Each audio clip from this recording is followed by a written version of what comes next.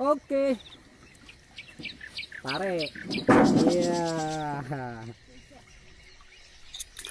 Bismillahirrahmanirrahim. Assalamualaikum warahmatullahi wabarakatuh. Terima kasih sahabat semua sudah menonton video ini.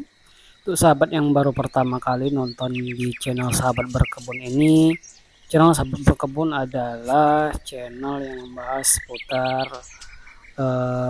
perkebunan pinang, sawit dan lain-lain ya. Nah, untuk yang pertama sekali nonton bisa langsung subscribe di tombol di bawah agar nanti ketika kami update video-video terbaru sahabat langsung bisa nonton ya, gratis. Nah, baiklah, pada video kali ini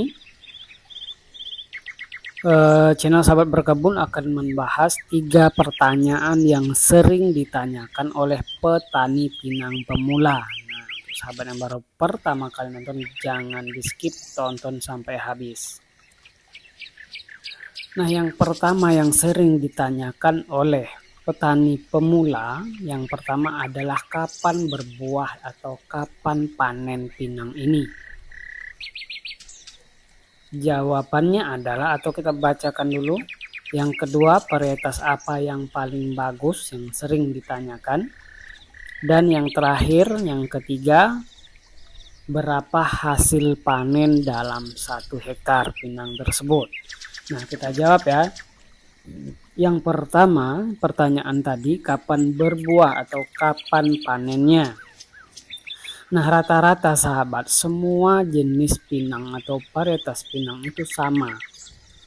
Tergantung lagi kepada kesuburan tanah, metode pemupukan dan perawatannya. Tergantung kepada hal tersebut, cepat atau lambatnya berbuah pinang yang kita tanam. Nah, rata-rata pinang itu berbuah di umur paling cepat 2,5 tahun, paling lambat 3,5 tahun. Nah, kalau sudah lewat 3,5 tahun sudah belum juga berbuah, artinya ada sesuatu yang salah.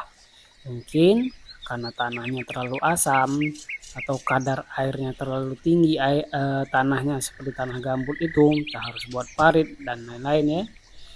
Irigasinya harus bagus. Biasanya pinang itu berbuah di ruas ke-10 sampai ruas ke-13 antara itu. Kalau kita misalkan tumpang sari dengan sawit, ketika sawitnya sudah besar, pinangnya ketinggalan, otomatis dia nggak dapat sinar matahari. Ini juga menghambat terjadinya pembuahan pada pinang tersebut ya. Kalau dia kurang sinar matahari, itu minimal pinang itu disinari oleh matahari itu minimal 6 jam dalam 1 hari. Nah, itu jawaban yang pertama. Yang kedua, varietas apa yang paling bagus? Juga saya bilang tadi, yang pertama tadi hampir sama, yaitu tergantung dari kondisi lahan, ya kan? Misalkan nih, kalau di gambut saya lebih menyarankan untuk tanam betara, seluang ataupun Thailand. Kami juga menyediakan benihnya. Kenapa saya bilang 3 varietas ini? Karena sudah teruji di lahan gambut ya. Betara, seluang ataupun Thailand. Karena Thailand yang kami jual ini juga lahan indukannya di lahan semi gambut. Nah, kalau dia misalkan semi berbukit, itu bisa ditanam wangi ataupun bega. Karena indukannya dari Pariaman ini juga di area sedikit berbukit. Nah, misalkan tempat kita ini panas, misalkan ya kalau di Sumatera itu ya Palembang, Sumatera Selatan, Jambi, ya kan, Riau ini termasuk daerah yang panas.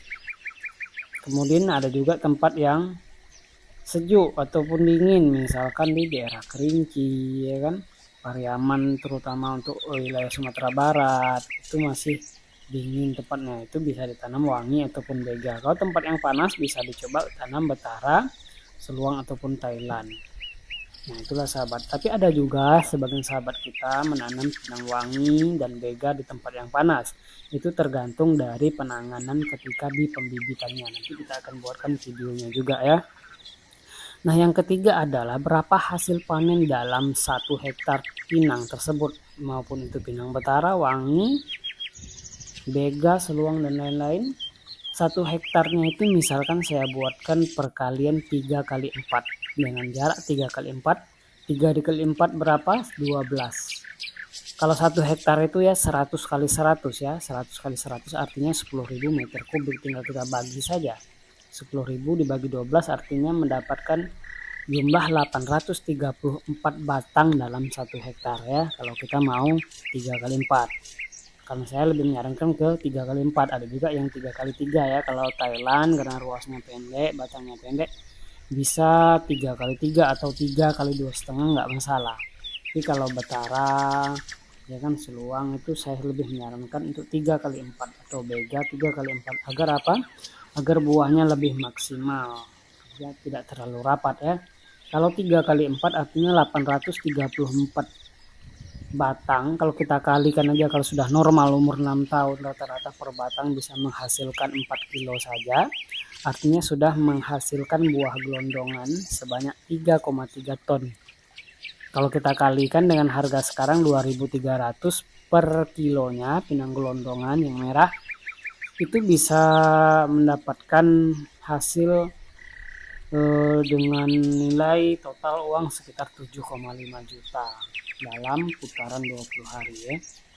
Ataupun mau kita kupas, kita olah lagi, mungkin memakan waktu 10-12 hari baru selesai ya, baru hasilnya maksimal. Setelah kita jemur itu bisa kita bagi 5 aja ya kan, 3,3 ton tadi kita dibagi 5 artinya mendapatkan berat keringnya setelah dikupas sekitar 800 kilo. 800 kilo kalau kita dengan kualitas 75 dengan kadar air 7 itu bisa mendapatkan nilai harga sekarang 13.000 per kilo, artinya dalam 3,3 ton tadi kalau kita kupas mendapatkan hasil senilai 10.400.000